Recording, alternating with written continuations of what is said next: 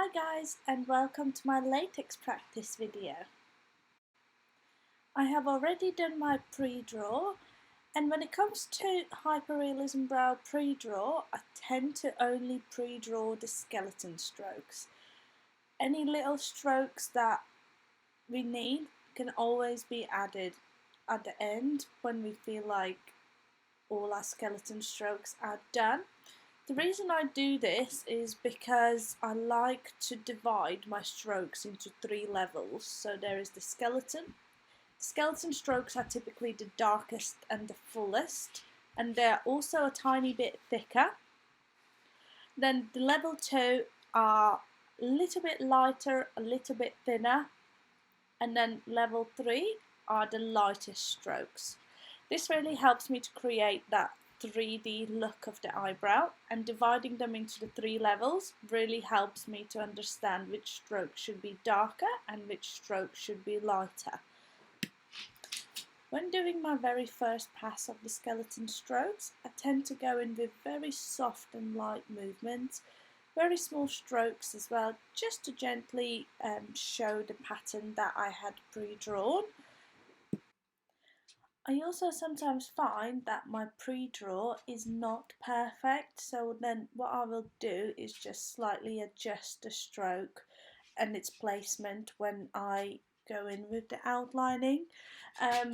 This is just purely because once I have almost finished my pre-draw, I don't have a way to go back in and to figure out how to delete that stroke, so I will just keep that in mind, and when I do go in with the outlining, then I will slightly adjust the stroke where it's needed. So just like here, the stroke started off a little bit shorter, so then when I went in with the outline I extended it slightly, and of course here again.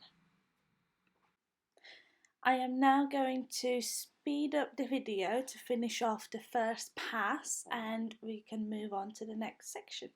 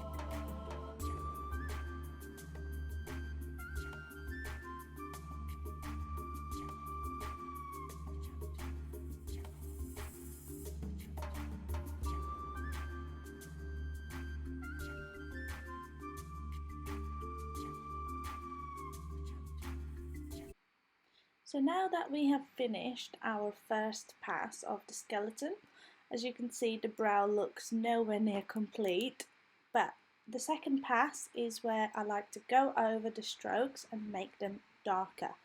This will help to build some structure to your eyebrow and make it look a little bit more realistic. I like to make about 3, 4, maybe 5 strokes of the brow, very dark and very saturated. These strokes will typically be the bottom strokes. I like to leave the top a little bit softer, and of course ombre out your strokes, so make sure that they start nice and soft and then make sure that they are a little bit thicker and darker in the middle and at your connection points. But yeah, building those 3 or 4 strokes a little bit darker will just emphasize the colour in there, and also it will make your bridge, the brow bridge, a little bit more visible. So then here I am taking my baby oil wipe, and I just wipe off the excess pigment. For those of you wondering, I do always use baby oil to remove my excess pigment from the latex sheet. I find that baby oil really removes everything and it doesn't stain. So even if you do have a little bit of pigment left, let's say some excess pigment on your cotton pad, when you wipe it, yeah, it can smudge, but if you wipe it again with a clean cotton pad, it will all come off and there will be no residue left where you don't want it. Another thing that really works is Vaseline, so that is also very good. I usually tend to use that when I microblade, but when I do my Hyperrealism Nano brows or any shading work, then I prefer baby oil.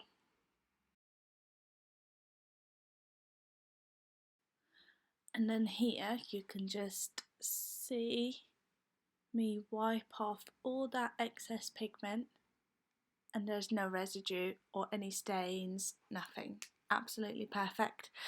Anyway, back to the brows. So the brows, current state, we are still in the middle of the second pass. This is again the pass where I will go over most of the strokes, some of them a little bit softer, some of them a little bit more enhanced, just making sure that we are adding some depth to the brow, making sure that there's no patches. So here I am just cleaning up and tidying up this stroke because it had a little patch in it. Some of you guys will already know I am not a qualified trainer. I just thought I would film my training video and share it with you guys. I've been doing hyperrealism or nano brows for approximately half a year and qualified maybe 4 months, so I am still learning and I'm still trying to figure out how this works. So sometimes, yes, I do get a tiny little patch in a brow, or maybe I'm not holding the needle correctly, or maybe I'm using the wrong pressure. So these things do happen, but this is exactly why I am now sat down here and I am practicing. I spend hours and hours on my practice. As soon as I have a tiny bit of time that's spare where I'm doing nothing. So now it's January, my diary is a little bit more quieter, and I have been practicing almost every single day, just trying to perfect the technique, trying to learn more, trying to get to know the pressure, the angles, needle sizes, colours, absolutely everything and anything that there is. I find that it's extremely helpful, and I have learned so much by doing this. If I could, maybe sometime in the future, I could make a video where I talk about and show my progress when I first started to what it is now, and that is all basically just purely from doing research, practicing, and of course masterclasses. So I do have another masterclass booked in March for hyperrealism brows, so I'm extremely excited to go and learn some new things. This is with a different teacher, so it will not be the same teacher that I trained in originally, just because I find that training with different people is a little bit more beneficial. That's just my personal preference. Of course, if I do like, and I have gone back to the same teacher before, because if I do really like their work and I get on with them, and when you just have that click, you just know it, you have that click, and you just want to go back to them. You want them to teach you and show you absolutely everything that they know. So that has happened to me. There are a few teachers that I absolutely loved, and hopefully they have taught me everything that they know. But mostly I will go to different teachers, just because I find that we all learn different techniques from everyone around us, and then we create our own little technique. You know, things that we prefer, things that didn't quite work out for us. So I find that a little bit more beneficial. And here we are back to the brows. So at this stage I have gone over most of my bottom strokes, and I am just adding in a couple of lighter strokes in between where there is a bigger gap. This will give you a little bit more of a realistic 3D result, but the brow is still in progress. So hyperrealism latex brows do take me quite a long time, just because I do really focus on my pressure, my depth, my speed, my machine speed, and as well as my hand movement speed. I'm still trying to figure that out fully. Also the noise as well. I'm sorry there isn't a noise in the background so you can hear my machine, but I was playing music in the background, and I feel like if I do play the real sound of the video, I will get copyrighted, so I don't want my video removed, so unfortunately I couldn't play it. But in the future I will ensure to make some videos so you guys can hear me working with the machine sound in the background. I am now moving on to the top of the strokes of the brow. I like to keep my top strokes a little bit lighter than the bottom strokes, and of course then they will gradually get darker once it gets to the bridge of the brow, or the transition line, also known as the transition. When I do this, I will later on, of course, then go throughout the whole brow and then see where I need to add in a little bit more saturation, where it's perfect. So in the areas where it's perfect, I don't go over it again, of course, but in the areas where I feel like it needs to be a little bit fuller and a little bit darker, that's when I will go over them again. But I try and keep it into almost like a little ombre effect. So you go, if you look at the top of the brow or the highest point of the arch, that will be lighter, and then you go to the middle transition line of the brow, that will be a little bit fuller, and then as you head to the bottom of the brow, that will then gradually again will fade out. But I do like to keep the bottom of my bottom strokes slightly bit fuller, slightly bit darker than the top strokes. I also like to change, well, I'm still working on this, but I do like to make some brow strokes a little bit more thicker than others. I find this really hard actually, because when I practice I like to go over the exact same place where the pigment is, rather than purposely moving to the side a little bit to create it thicker. But I'm just too afraid to make it too thick, and when you've spent about 20-30 minutes working on an eyebrow and then you suddenly mess up one stroke, it really demotivates me, and I just want to start fresh, and then those 20-30 minutes are just completely wasted and you're starting out fresh. So this is something that I am still working on. I need to also work on not going over the same area again when I try and make the brow thicker, just because then the pigment will sit extremely dark and then it will just oversaturate the brow. So that's something that I need to improve on in the future. But we are almost at the finished, well, not quite at the finish, but this finish of the second pass. As you can see, I have left my front strokes completely alone. I usually tend to do this at the very end, just because I don't want to make it too dark. So I like to build up the saturation in my strokes in the body of the brow first and the highest point of the arch, and then I will leave my front and tail strokes till the very end.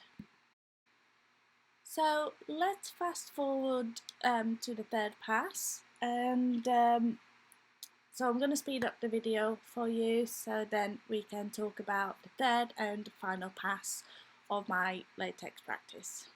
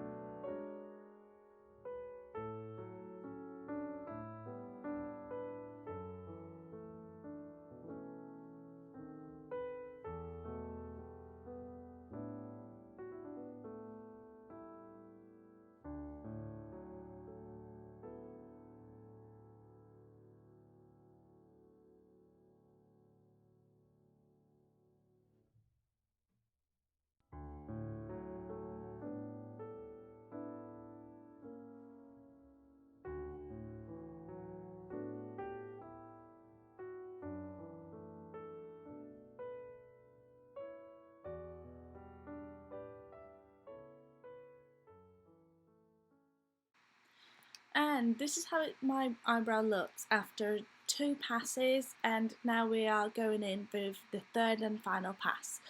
So in my third and final pass, I like to take a look at my brow, and I will typically just perfect the brow.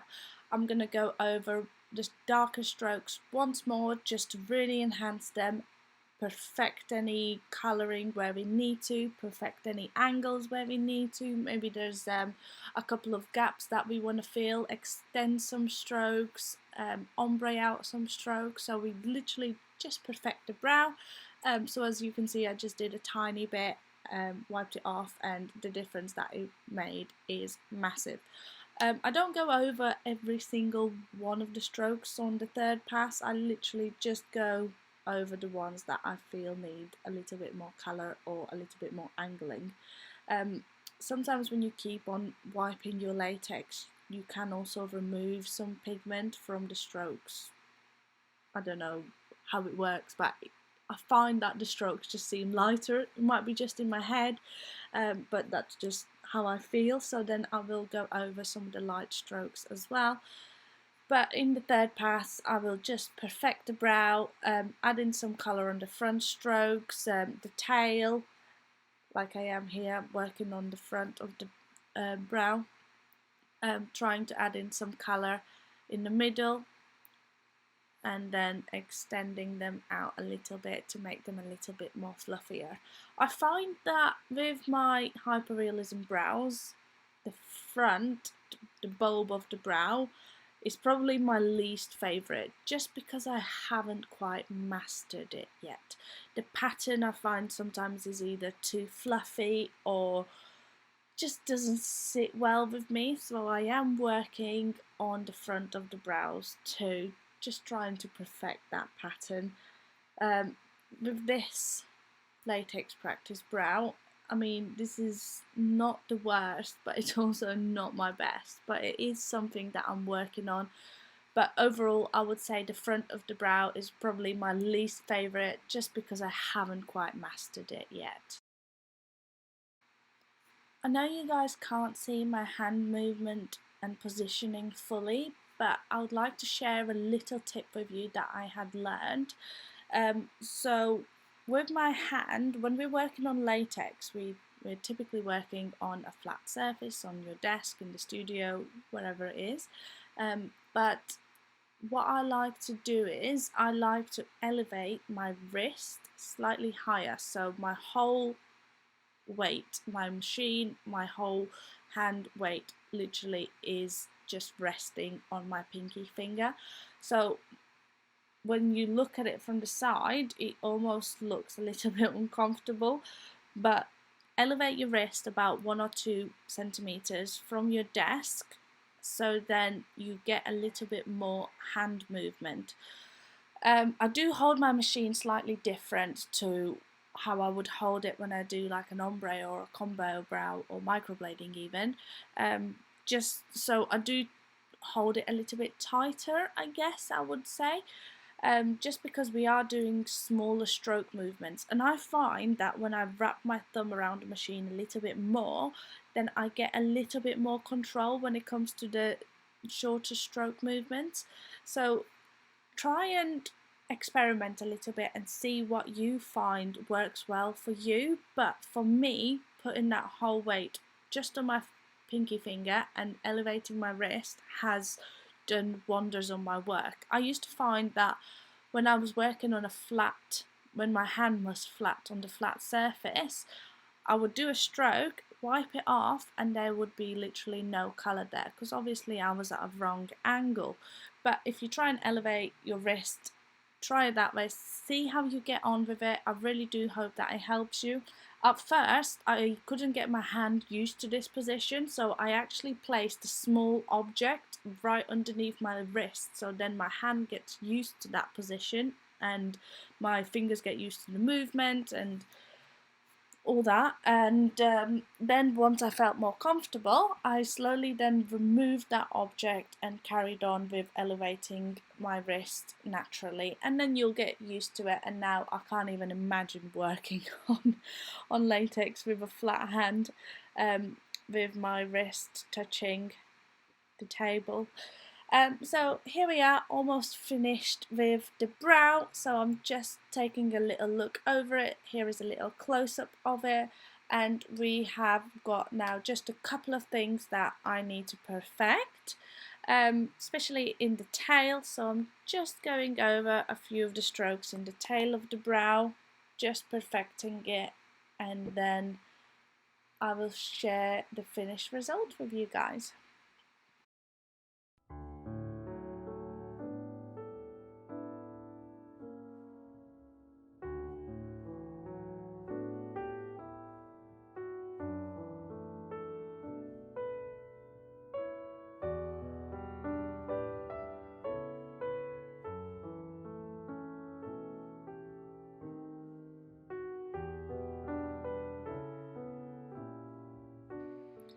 And here is the finished Hyper Realism Nano Brow on latex done by BonniBrows. I have slowed this video down for you so you can take a nice close-up look. This is the finished result. I hope you guys enjoyed this video, and it was nice having a little chit chat with you. I do hope you learned something, and I will see you in the next video.